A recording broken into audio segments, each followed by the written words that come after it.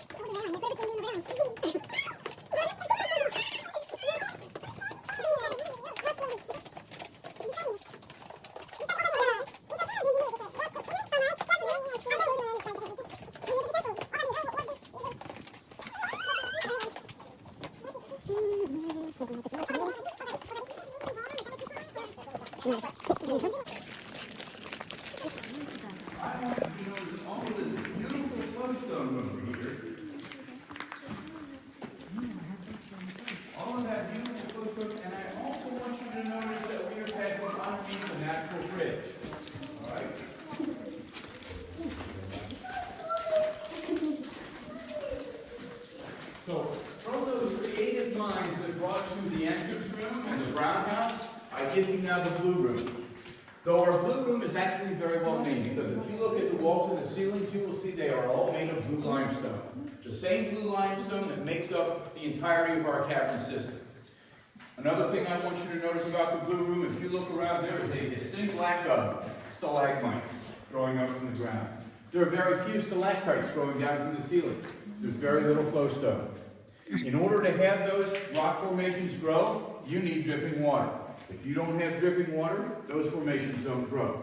This room is one of the driest rooms. In fact, it is the driest room in the caverns. However, the passageway we walk through here to get here, that's a different story. That's a very wet place, and that's why it's got all that flowstone. Tradition has it that while you're walking through there, if you got a drop of water on the top of your head, it comes with a year's good luck. If you got it on the tip of your nose, it comes with 5 years good luck. If that drop of water got you in the shoulder or anywhere else, well, then all you got was wet. Now we have, for our blue room here, we have a little fairy tale we like to tell. Once upon a time, living here in our very own blue room, there was a mummy and a giant. The mummy and the giant were very comfortable living here, except they had a little trouble getting to sleep.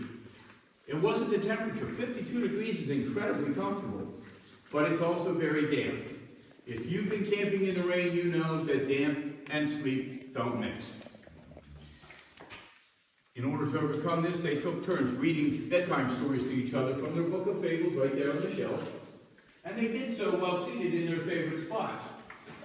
The mummy liked to sit up here on top of the rocks, and the giant, being much too big to get up there, made himself comfortable in that wide bed. One night, the giant's reading to the mummy, and all of a sudden they hear this really loud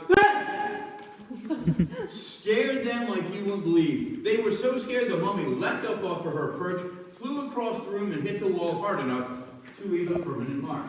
You can see her head, her body, and her feet before she fell on the floor and hightailed it out of this room. The giant was also scared. He got up and started to run, forgetting how tall he was, and he hit his head right there on the underside of that bridge, leaving again a permanent mark. Now, I told you that our rocks were hard. Our rocks were hard even for our giant. He's in pain right now. He can barely see. He's got one hand over his head. The other arm is flailing wildly out there in the sunshine and in the rain. And I breathed in the sea air, and I had quite an adventure. I came back here to help my family, and when I did, I was a little concerned that maybe this wasn't the best place for me to end up. But then I came down into these caverns, and I saw these beautiful jellyfish, and I began feeling better about my choice. The first thing they teach you on the Whale Watch boat is how to look for whales. They teach you to look for the spouts, the visible exhalations of the whales. And then they tell you that every bit as important as the spout is to watch for birds. As it turns out, the birds eat the same kinds of small schooling fish as most of the really big whales. So if you see a bunch of birds being very active just above the surface of the water, it's a good sign that they have found whale food. And where you find whale food, as often as not, you find whales. I learned to have a great deal of admiration for birds, a great deal of respect for birds while I was in the whale watch boat. So again, when I came down here and I saw the snowy owl and those lovebirds at its perch, I began to feel much better about that.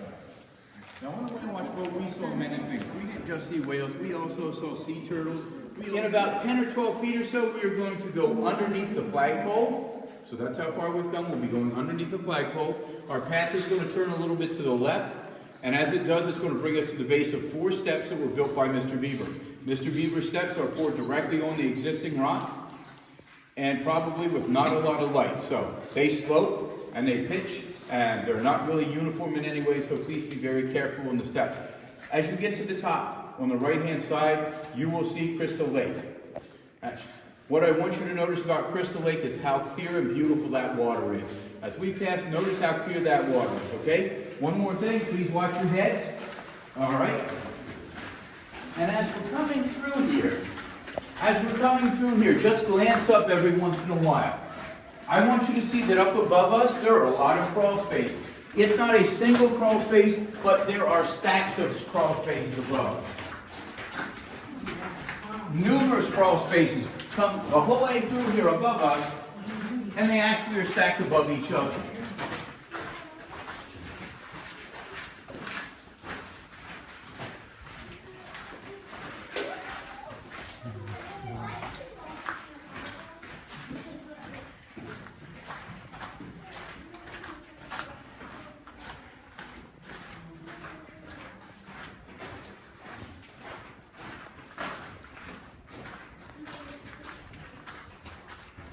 Okay, we've come to the steps. Be careful in the steps.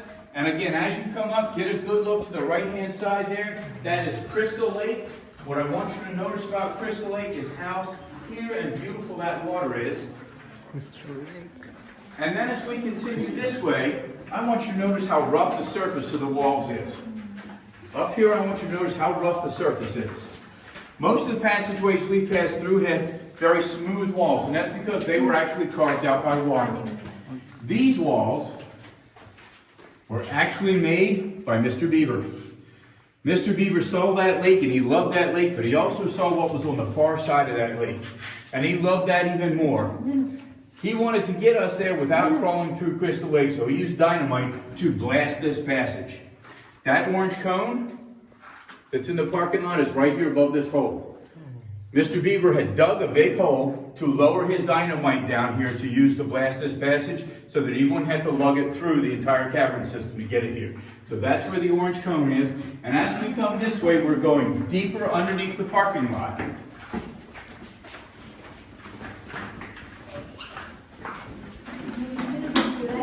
There it is.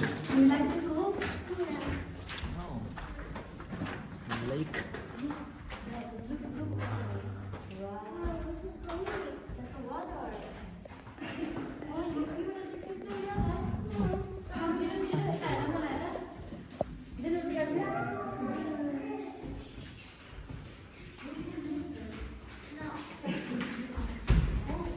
Careful there, you all right?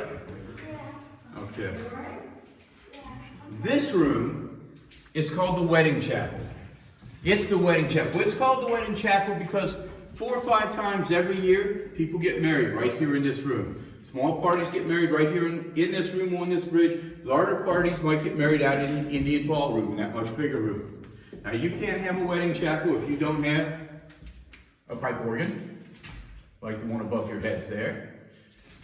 A good wedding reception requires a beautiful wedding cake, like this one we have here that is 16 tiers and goes almost the whole way to the ceiling. Look at how beautiful that frosting work is. Everybody likes to see the bride coming down the aisle in a flowing white gown. And the groom is wearing what? Nobody cares, it's not his day. I think this is the most beautiful room in the caverns. This flowstone took thousands and thousands, even millions of years to make, 1 drop of water at a time. But I would be very remiss if I did not have you look underneath the bridge.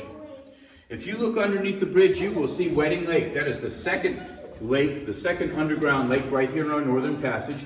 It is completely separate from Crystal Lake, but I want you to notice that the water is just as clear as in Crystal Lake. The reason the water in our lakes is clear is because of the way our lakes fill. There is no streams, there is no spring. Our lakes fill because water drips from the ceiling. When it rains on the surface or snow melts on the surface, the water seeps into the soil, and then it filters through the 100 feet of limestone to drip from the ceiling into our lakes. As it filters through that limestone, all of the impurities are removed, meaning that by the time it hits those lakes, it is pure water. Now, in the bottom of Wedding Lake here, you will notice some things you didn't notice in Crystal Lake. You're going to notice some gravel in here. That got kicked off the bridge as we were coming across. You'll notice some hair scrunchies in there. Somebody lost them coming across the bridge. In the bottom there somewhere is a child's pacifier. Coming across the bridge, decided he didn't want it, spit it right out, goes right in the water. 3 weeks ago on my very own tour, toddler lost a shoe in there. Now, usually I would have told you that once it hits the water. Also in front of us, there's going to be a place where if you get down low, all right, there's not a lot of room, so come on in on both sides here. Come around this way. If you get down low and look straight back that way, right back in there, there is actually an extension of this cavern that is very tiny, but it goes about 45 feet into the rock before it comes to a dead end. All right? So, but again, look around us because that wall continues right on in here and makes a beautiful, beautiful wall here. And we actually like to joke that right here is the second wedding cake for uninvited guests. Okay, now we have come to another dead end. Rainbow room, and when we get out into the Indian ballroom, we're going to go to the stairs in the middle of the room.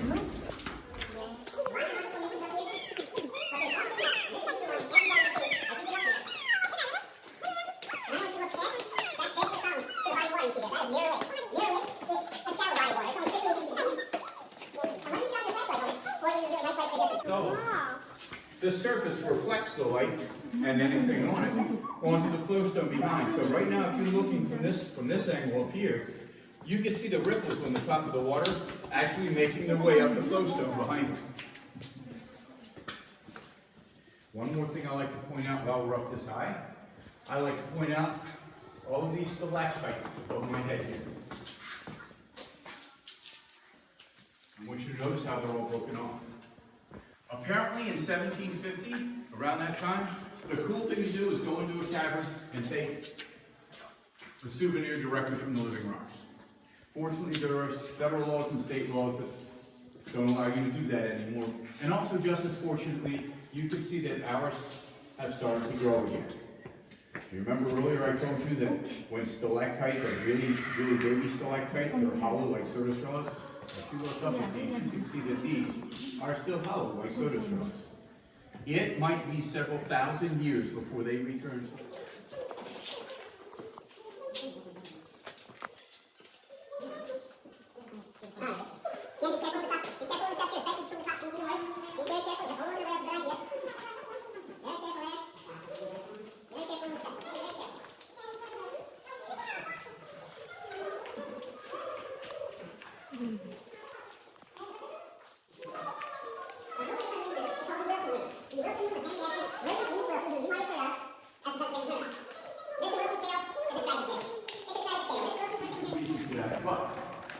Right now, I have the authority to temporarily change his name once your head one at a time, to change his script name to the exit room, and my authority lasts until we get to the bottom of those steps.